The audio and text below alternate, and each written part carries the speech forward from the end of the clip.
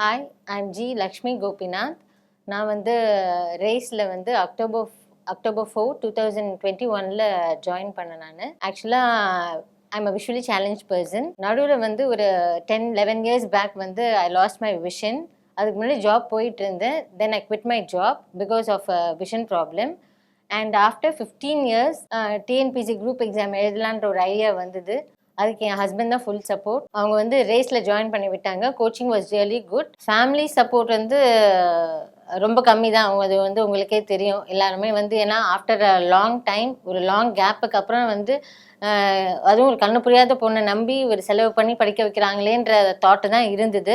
But of course இந்த இன்ஸ்டியூட்டினுடைய பங்கும் கண்டிப்பாக இருக்குது. Coaching was really good. And இப்போ நான் குரூப் 4 வந்து ஸ்பெஷல் கேட்டகரி ரேங்க்ல நல்ல ரேங்க் எடுத்து கிளியர் பண்ணியிருக்கேன். It's all because of my husband. Visually சேலஞ்சுனா உங்களுக்கே தெரியும். மற்றவங்கள மாதிரி என்னால் வந்து புக்ஸை வந்து டைரெக்டாக இண்டிவிஜுவலாக நானே யாருடைய டிபெண்டன்சியும் இல்லாமல் நான் பண்ணுறதுக்கான சான்சஸ் வந்து ஒரு விஷுவலி சேலஞ்ச் பர்சனுக்கு கிடையாது.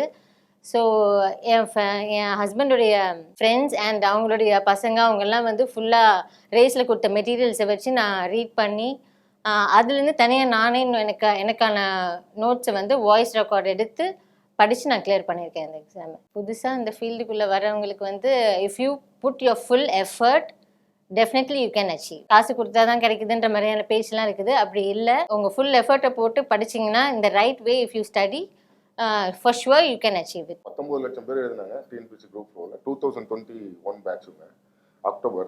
நான் ஃபஸ்ட்டு உள்ளே வரும்போது கொஞ்சம் ஒரு மாதிரியான ஃபியர் இருந்தது. என்ன ஃபியர் இருந்ததுன்னா, அவங்க கண்ணு நல்லா இருக்கும்போதே அதெல்லாம் பண்ணியிருப்பாங்க. நாங்கள் அதை மிஸ் பண்ணிட்டோம்.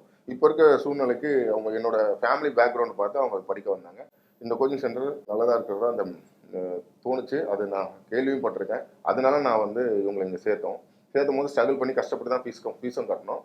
அதுக்கப்புறம் அவங்க உள்ளே வரும்போதே கொஞ்சம் ஃபியரில் தான் இருந்தாங்க. ஏன்னா நிறைய ஸ்டூடெண்ட் இருந்தாங்க. இவங்களோட ஃபிசிக்கலி சேலஞ்சில் கம்மியாக தான் இருந்தாங்க. அப்படி இருக்கும்போது ஃபஸ்ட்டு ஒரு 6 மந்த் ஃபுல்லாக கிளாஸ்க்கு வந்து எல்லாத்தையும் ஹோப் பண்ணாங்க. எப்படி படிக்கணும், எதை மாதிரி கொண்டு போகணுன்றதெல்லாம் இவங்க நல்லா சொல்லி கொடுத்துருந்தாங்க. ஒரு கான்ஃபிடன்ட் கொடுத்தது. அதை வச்சுக்கிட்டு அதுக்கப்புறம் அவங்களுடைய ரெக்கார்ட்ஸு, அதனோட நெய்பர் ரெக்கார்ட்ஸு, ஃப்ரெண்ட்ஸ் ரெக்கார்ட்ஸு அதெல்லாம் பார்த்து அவங்க புக்ஸ் எடுத்து அந்த ரெக்கார்ட்ஸை எடுத்து அதுக்கப்புறம் அவங்க 24 hours படிக்கும் போது சாப்பிடும் போது அவங்க தூங்குற டைமை தவிர மற்ற டைம் எல்லாமே ரெக்கார்ட்ஸ்லேயே இருந்தாங்க. காதில் கேட்டுகிட்டே இருந்தாங்க ப்ளூடூத் போட்டு. அதுக்கப்புறம் இந்த டிவியில் அதை வியூ பண்ணி அதோட ரெக்கார்ட்ஸ் எல்லாம் கேட்டுகிட்டே இருந்தாங்க. இவங்களோட அறிவுரையும் இருந்தது. அதையும் ஃபாலோ பண்ணிட்டே இருந்தோம். 19 லட்சத்தில் இவங்க ஒரு நல்ல ரேங்க் விஷுவல் சேலஞ்சில் ஒரு நல்ல ரேங்க் வாங்கியிருக்காங்கன்றது எனக்கு பெரிய சந்தோஷம். இது வந்து ஒரு நல்ல மற்ற பசங்களுக்கு ஒரு எடுத்துக்காட்டாக இருக்கும். நம்ம நினைக்கிறோம் ஒரு 5 மார்க் தான் கம்மியாக இருக்குது, 2 மார்க் கம்மியாக இருக்குன்ட்டு. ஒரு 2 மார்க் கம்மி இருந்தால் கூட ஒரு 10,000 ரேங்க் 20,000 ரேங்க் மிஸ் பண்ணுறோம்.